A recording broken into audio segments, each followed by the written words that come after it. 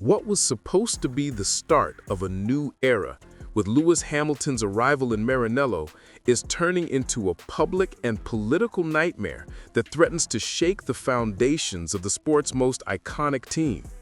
Welcome to BoxTalk, your space to understand what really happens behind the scenes in Formula One. If you're passionate about racing and want clear, human, and no-nonsense analysis, hit that subscribe button and turn on notifications, because today we're diving deep into one of the biggest storms of the season, the crisis that has engulfed Ferrari. The Brazilian Grand Prix was the perfect symbol of this turbulent phase. Interlagos, a circuit filled with history and emotion, became the stage for Ferrari's collapse. Hamilton, visibly frustrated, retired from the race after a collision with Franco Colapinto and left the paddock saying words that summed up his season: "I'm living a nightmare." In just one sentence, the seven-time world champion expressed the feeling of a year defined by disappointment, strategic blunders, and shattered expectations. But this story goes beyond a bad race. It's about pressure, politics, and the crushing weight of wearing red. Hamilton joined Ferrari with a clear goal: to turn a dream into legacy. At 40, he saw in the team an opportunity to finish his career by writing a new chapter in Ferrari's legendary history. Yet what was supposed to be a fairy tale has turned into a test of endurance. So far, no podiums, multiple retirements, and a car that seems to fight against him rather than with him. The numbers tell a painful story. Hamilton sits 66 points behind Charles Leclerc, with only 3 races left: Las Vegas, Qatar, and Abu Dhabi. If things stay this way, it will be only the 4th time in his 19-season career that Hamilton finishes behind a teammate, and the 3rd in the last 4 years. For a driver who built his reputation on consistency and control, that's a brutal reality. Tensions reached a boiling point after the race in Brazil when Ferrari's president, Elkann, broke his silence, and he didn't hold back. Speaking at an event in Milan, he said, "Our drivers need to talk less and think more about Ferrari."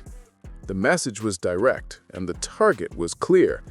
Elkann praised the mechanics and engineers, but criticized the rest of the team, saying that not everyone was performing at the level expected in Maranello. It was impossible not to interpret that as a jab at Hamilton, who had called the season a nightmare just hours earlier. The fallout was immediate. Elkann's comments ignited a storm inside the team and split opinions across the paddock. Some argued the president was right to demand more commitment. Others saw it as a return to Ferrari's worst habit, handling its problems in public. In a sport where morale and unity are everything, such statements can be disastrous. Hamilton, however, responded with calm but unmistakable resolve. Hours after Elkann's remarks, he posted a series of photos on social media. Standing proudly in the Ferrari garage, his car behind him, the Brazilian flag in hand, the caption was simple but powerful: "I support my team, I support myself, I will never give up, not now, not ever." It was a declaration of resilience, but also a subtle defense of the people working beside him. Leclerc, as usual, took a more diplomatic tone, calling the weekend disappointing, but insisting that only unity can turn things around. That word, unity, was the same one Elkann had used days earlier when praising Ferrari's endurance team, which had just won the World Endurance Championship. The subtext was clear: unity must come from the top as well as the bottom. While words flew around in interviews and social media, the technical reality on track told its own story. The SF25, Ferrari's current car, has been inconsistent all season. It struggles with high-speed corner stability, suffers from excessive tire wear, and forces drivers to rely heavily on lift and coast to manage fuel, a serious handicap in modern F1. According to data shared by FIA insiders, Ferrari loses an average of 0.4 seconds per lap in race pace compared to Red Bull and McLaren, and experiences roughly 12% higher tire degradation.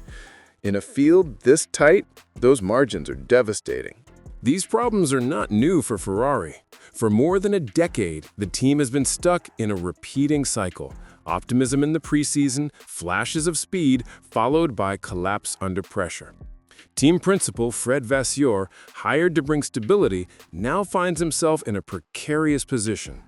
Rumors from inside Maranello suggest that his job could be on the line, despite a recent contract extension.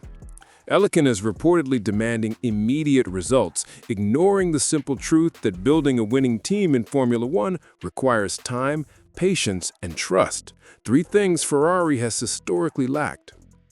International journalists have been blunt in their assessment. Glenn Freeman from the race reminded fans that Ferrari's golden era under Michael Schumacher was possible only because Jean Todt and Ross Brawn shielded the team from political interference. Scott Mitchell-Malm went further, saying, while Fred Vasseur has spent the year trying to calm things down, the president himself has done the exact opposite. Analyst Gary Anderson was even harsher. Elkann needs to engage his brain before opening his mouth.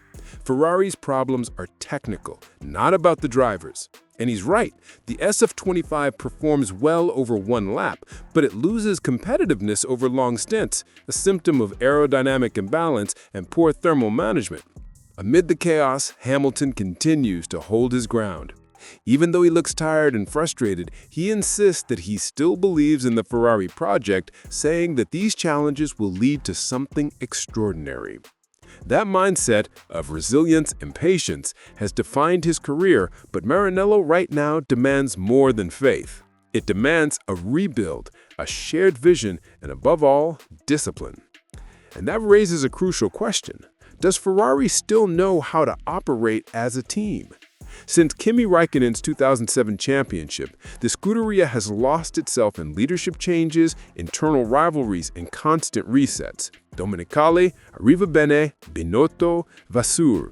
Different names, same story. Maybe the real problem in Maranello isn't the car or the drivers, but a culture that struggles to deal with failure constructively. The current crisis exposes that in full view. Elkann's harsh words, Hamilton's defiance, Leclerc's diplomacy, and Vasseur's fragile position all paint a picture of a team divided. While Red Bull thrives thanks to years of stability and a unified vision, and McLaren rises again through methodical rebuilding, Ferrari seems trapped between nostalgia and pressure. The question is no longer whether the car is fast enough. It's whether the organization itself can function without tearing apart. Time is running out. With only 3 races left, Ferrari is no longer fighting for championships. It's fighting for credibility. For all his frustration, Hamilton remains a symbol of hope inside the team. He represents experience, work ethic, and the mentality of a champion, the kind Ferrari desperately needs to rediscover. But even the greatest driver can't win alone. Formula One has always been about more than just speed. It's about chemistry, leadership, and shared purpose. Mercedes dominated the hybrid era because it was a machine built on collaboration.